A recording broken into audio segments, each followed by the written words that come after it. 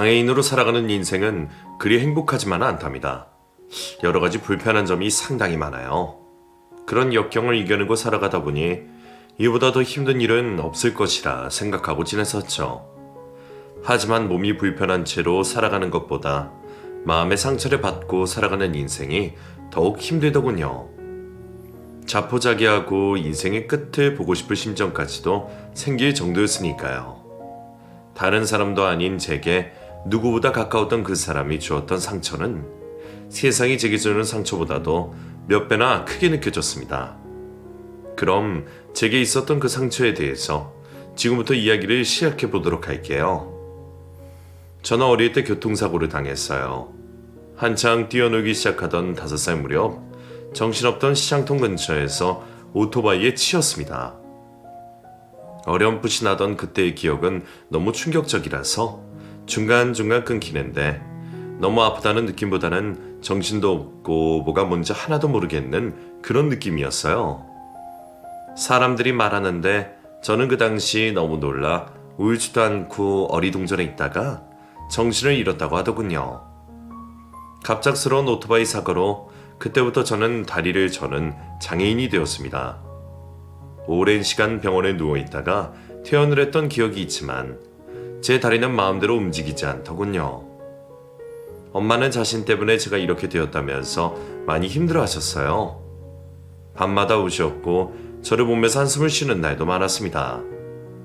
아무것도 모르던 저는 그런 엄마에게 짜증내고 화를 냈고 마음대로 놀 수 없다는 것에 늘 불만이 있었죠.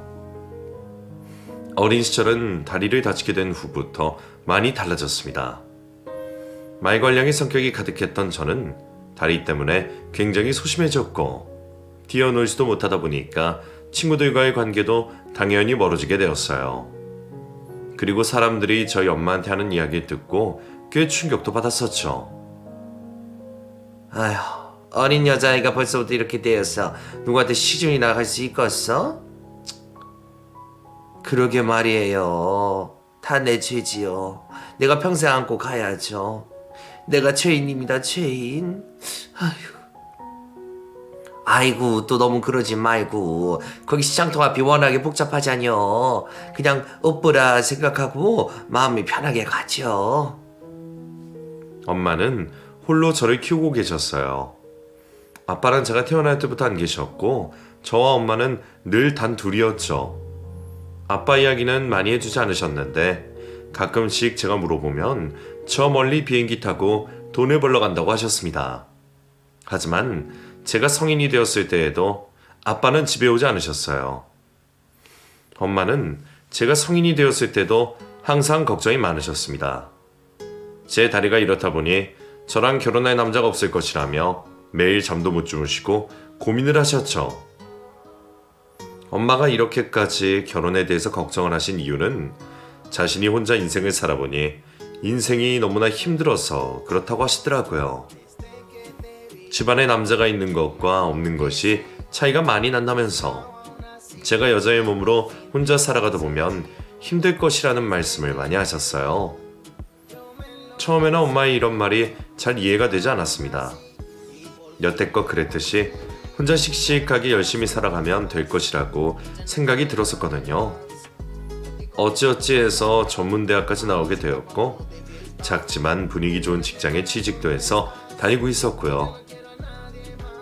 때때로 직구전 친구들이 저를 장애인이라고 놀리고 다리를 비하는 욕도 쉽게 했었지만 점차 그런 말들도 참아낼 수 있었습니다. 그래야만 제가 살 수 있었거든요. 무슨 일을 하던 아주 활발하게 지내지는 못했지만 그럭저럭 저 나름대로의 살 길을 찾으며 인생을 살아갔던 것 같아요. 그렇게 20대 중반이 되도록 엄마와 단 둘이서 알콩달콩 살았어요.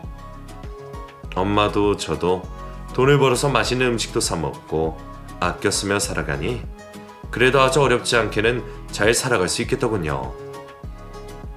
그러던 어느 날 제게 너무 힘든 일이 일어나고 말았습니다. 출근길 만원 버스에 올라타서 손잡이를 겨우겨우 잡고 비틀거리며 가고 있다가 버스가 급정거를 했어요. 저도 모르게 손잡이를 놓쳤고 다리가 불편한 관계로 중심을 잡지 못한 채로 왼쪽 바닥 쪽으로 확 쓸려 넘어지면서 다른 사람들의 몸과 부딪혔는데요. 그때 어떤 남자가 제게 화를 버럭 냈었어요. 아이씨, 정말 이 사람이 중요한 면접 보러 갔는데 이게 뭐야? 어머나, 죄송해요. 어떡해요? 어떡하죠? 세탁이라도 해드려야 될까요? 이게 그렇게 해서 될 일이야?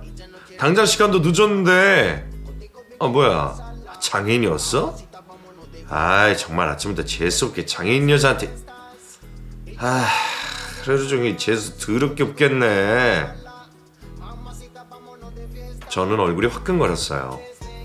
사람들이 일제히 제 다리를 쳐다보는 것만 같았죠. 따로 목발을 짚고 다니진 않았지만 누가 보기에도 걸음걸이가 이상할 정도로 다리 한쪽을 많이 절었거든요. 그 상황에 뭐라고 말도 못하고 고개만 푹 숙이고 있었는데 그 순간 어떤 남자가 제 곁으로 다가왔습니다. 저 괜찮으세요? 아까 넘어지시면서 다치신 것 같은데. 아, 네네. 전 괜찮아요. 전 괜찮은데 저분이 저 때문에 옷이 상했어요. 그깟 옷이 뭐가 대수해요? 사람이 안 다치는 게 중요하죠. 그리고 그 남자는 큰 소리로 외쳤습니다. 여기 장애인 좌석 좀 비켜주시죠? 앉아서 가셔야 될 분을 서서 가도록 만드신 분들 때문에 이런 모욕을 당하신 것 같은데. 갑자기 제 편을 들어주기 시작한 그 남자를 보니 하늘에서 내려온 천사 같더라고요. 그 남자의 말에 장애인 좌석에 앉아있던 젊은 여자가 얼른 일어났고 저는 그 덕분에 사람이 꽉 차있는 버스에서 앉을 수가 있었습니다. 그러자 아까 제게 소리를 질렀던 남자가 다가와서 말했어요. 어이, 장애인 아가씨, 어쩔 거야, 어? 어떻게 할 거냐고? 당장 30분 후에 나 면접 보러 가야 되는데. 화가 난 그 남자의 말에 저를 구해준 남자가 다시 한번 그 남자가 다가와 제 편을 들어주었고 결국 화를 내던 남자는 중간에 버스에서 내리고 말았습니다. 훤칠한 키에 크고 잘생긴 눈망울, 오똑한 코까지 뭐 하나 부족함이 없게 생긴 그 남자가 이렇게 성격까지 좋다니 제가 생각하기에는 정말 완벽한 것 같았어요. 그때까지는 제게 평생 남자라는 사람은 없다고만 생각하며 살았었는데 그날 이상하게 심장박동수가 빨라지는 것을 느끼게 되었죠. 더군다나 그 남자는 제가 목적지에 다다라서 버스에서 내릴 때에도 저를 부축해 주었고 꼭 병원에 가보았으면 좋겠다고 따뜻한 말까지도 건넸습니다. 바보같이 그런 그 남자의 말에 제대로 대답도 못하고 고개를 숙이고 있던 저를 생각하니 창피하기도 하네요. 그날의 인연으로 저는 회사에 출근했어도 하루 종일 그 남자를 생각하는 시간이 많아졌어요. 늦바람이 무섭다고 한번 마음에 들어오고 나니 그때부터는 걷잡을 수 없이 그 마음이 커지더라고요. 제가 혼자서 피식대면서 웃고 멍하게 다른 생각을 하고 있는 것을 눈치챈 회사 언니가 제게 뭐 기분 좋은 일이 있느냐고 물을 정도였어요. 뭐 좋은 일 있어? 그만 좀 웃어. 입 찢어지겠다. 네? 아니에요. 좋은 일은요. 있구만 좋은 일. 귀신을 속이진 않아 못 속인다. 이건 분명 남자야 남자. 맞지? 내가 소개팅 시켜준다고 할 때는 그렇게 안 한다고 하더니만 어디 다른 데 가서 남자 만난 거야? 어? 아니에요. 그게 아니라 저기... 꼬치꼬치 물어보는 회사 언니에게 저는 그 남자와 있었던 일을 얘기해 주었어요. 그랬더니 그 언니가 같은 시간에 계속해서 버스를 타라고 하더라고요. 일단은 자주 마주치게 되면 고맙다고 밥이나 커피를 한잔 산다고 말을 하라고 하면서 말이죠. 그 말을 듣고 저는 또 그대로 따라했습니다. 어디서 그런 용기가 나왔는지 모르겠지만 그날 이후 저는 매일 출근 시간에 같은 시간에 오는 버스를 타려고 했었어요. 어쩌다 하나를 놓치게 되려도 될까봐 그 불편한 다리로 엄청 빨리 걸었던 것 같아요. 그리고 며칠 후 드디어 버스에서 그 남자를 다시 마주치게 되었습니다. 꿈만 같았어요. 왜 그렇게 좋은지 아마 입이 귀에 걸렸을 거예요. 두근두근 심장박동이 막 빨라지고 혼자 난리도 아니었는데 저를 발견한 그 남자가 제게 먼저 다가왔습니다. 안녕하세요. 저 기억나세요?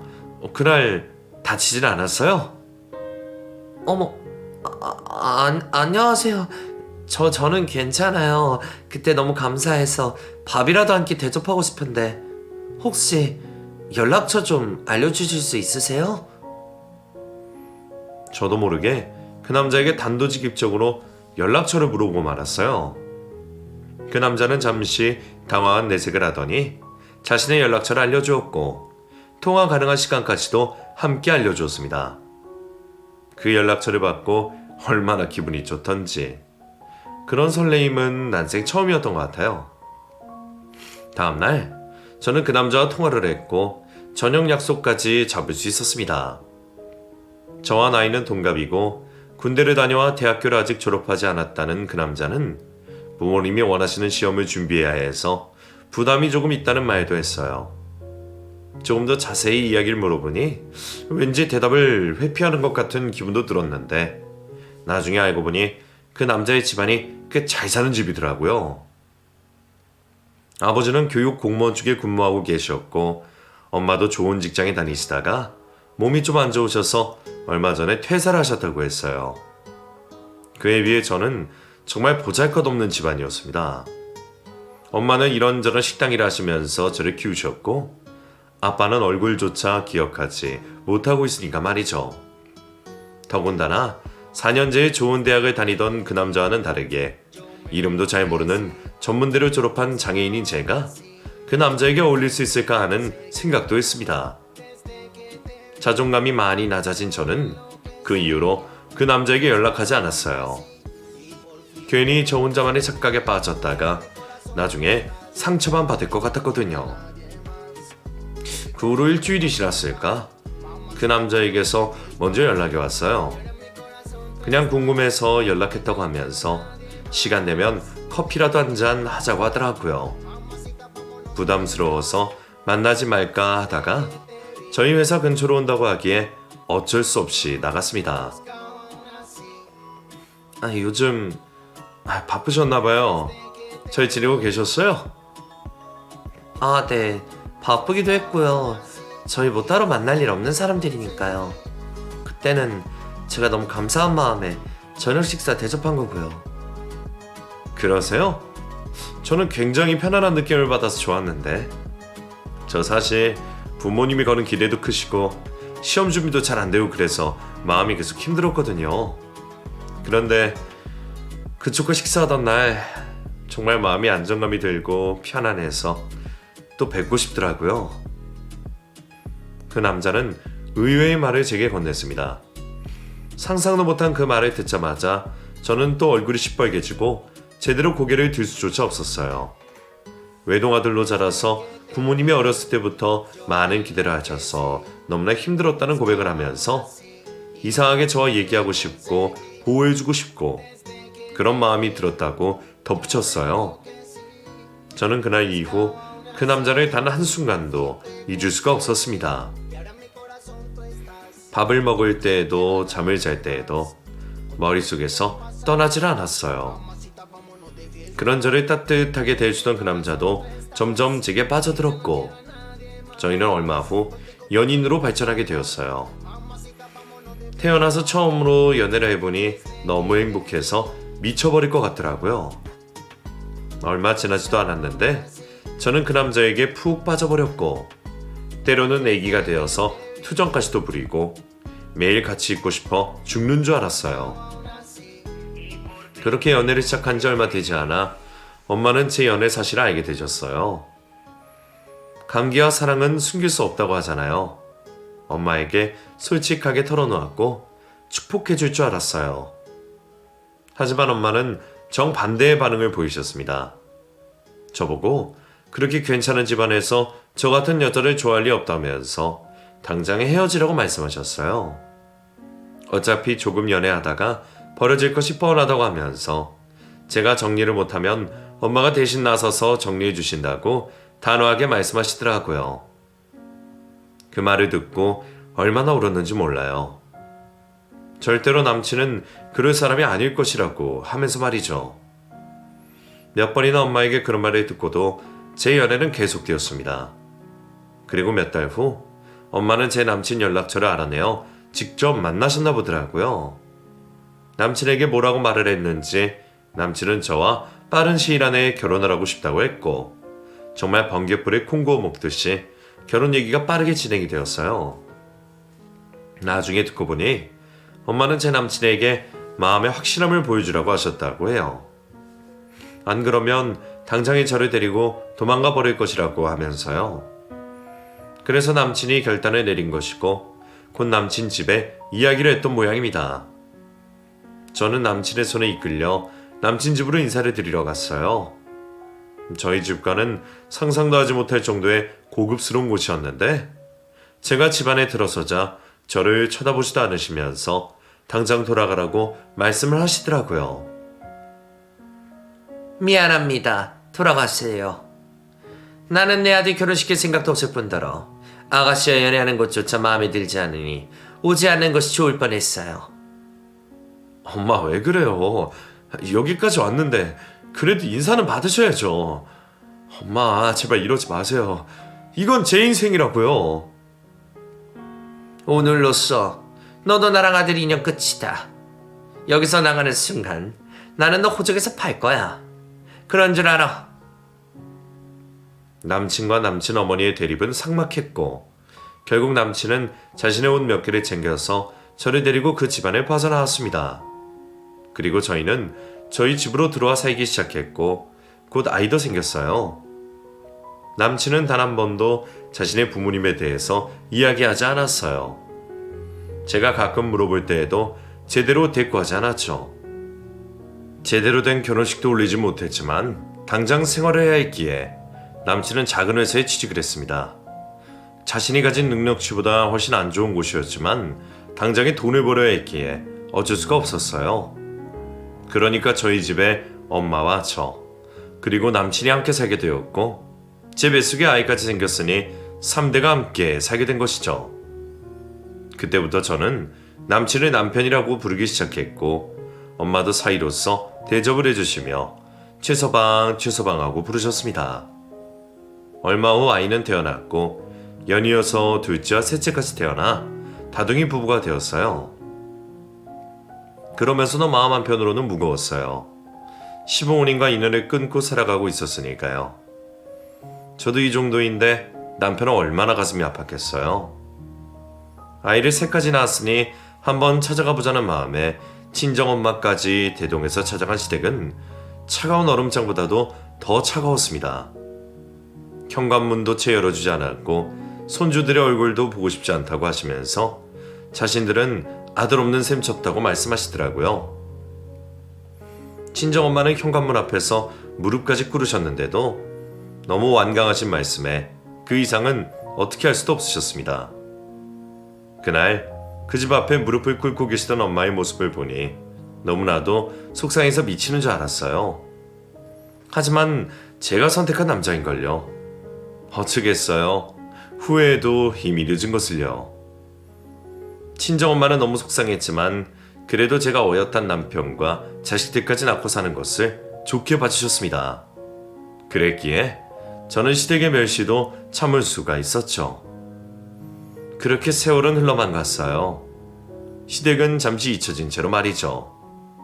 큰아이가 초등학교에 입학했을 때쯤이었으니 8년 정도 되었던 것 같네요. 남편은 친한 친구와 사업을 한다면서 그동안 모아두었던 적금이 깨고 회사를 그만두었습니다. 좋은 사업 아이템이 있다던 친구의 말을 철석까지 믿고 대출까지 끌어서 사업에 투자를 했죠. 하지만 그렇게 믿었던 남편의 친구는 그 돈을 가지고 도망을 가버렸고 저희 집은 순식간에 빚더미에 올라앉게 되었어요. 충격적인 일 앞에 남편은 하루하루 술만 마시며 지냈고 결국 일도 하지 않고 폐인처럼 지내기 시작했습니다.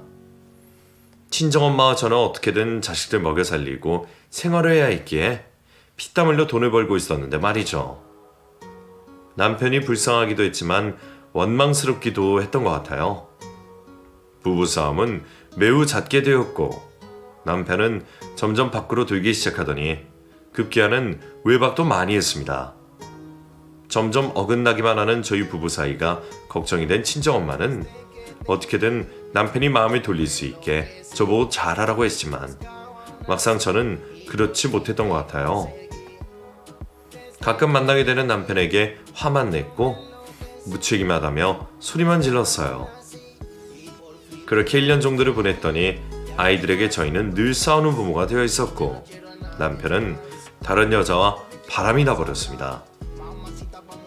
나 여기서 더는 못 살겠다. 정말 지긋지긋해. 이렇게 사는 것도 지겹고 돈돈거리는 당신도 지겹고 좁아 터진 집에서 여섯 식구 엉켜 지내는 것도 너무 싫어. 뭐? 당신 지금 무슨 말을 하는 거야? 이거 당신이 자초한 일이야. 사업으로 집 살 돈 다 날리고 대출 빚까지 갚고 있는데 지금 이럴 수 있는 거야? 나랑 우리 엄마는 당신 빚 갚고 애들 먹여 살리느라 고생하는 거 안 보여? 그러니까 이런 거 다 지긋지긋하다고. 난 원래 힘든 일도 안 해보던 사람이야. 너 만나서 너 같은 장애인 만나서 내가 이렇게 지긋지긋하게 사는 거라고. 나 편하게 해주는 사람 만났으니까 거기 가서 살래. 너는 니네 엄마랑 애 데리고 살아. 남편은 갑작스럽게 폭탄 선언을 한 후 짐을 싸기 시작했어요. 그리고는 밖으로 나가버렸는데 밖에서는 고급 승용차 한 대가 서 있더라고요. 불편한 다리로 남편의 바지가랑이를 붙들고 늘어지면서 제발 가지 말라고 소리치고 있는데 승용차 안에서 한 여자가 내리더군요. 그러더니 제 남편에게 얼른 차에 타라고 말했습니다. 그 여자의 얼굴을 본 순간 저는 그만 바닥에 주저앉고 말았어요. 그 여자는 저희 회사가 있는 작은 건물의 주인이었거든요. 남편이 죽고 혼자 사는 사람이었는데 저희 남편보다 7살이나 많은 여자였어요. 아주 가끔씩 건물에 들릴 때면 저희 사무실에 간식도 사다 주고 하면서 저와 안면이 있는 상태였거든요. 아니, 어쩌다가 이 여자랑 제 남편이 이렇게 될 수가 있는지 상상도 하지 못했습니다. 너무 충격을 받으니 사람이 멍해지더라고요. 그때 저는 그 여자에게 뺨 한 대도 때리지 못하고 그냥 그렇게 남편과 그 여자가 타고 가는 자동차 뒷모습만 바라보았어요. 결혼할 때처럼 모든 것이 순식간에 지나가 버렸습니다. 어떻게 대처할 새도 없이 너무도 빨리 지나가 버렸죠. 제 마음도 추스리지 못한 상태라서 아이들에게 제대로 아빠에 대한 설명도 하지 못한 채 시간만 흘렀어요. 친정엄마는 어떻게든 남편을 빨리 찾아야 한다면서 백방으로 알아봤지만 그것도 녹록치가 않으셨던 모양이에요.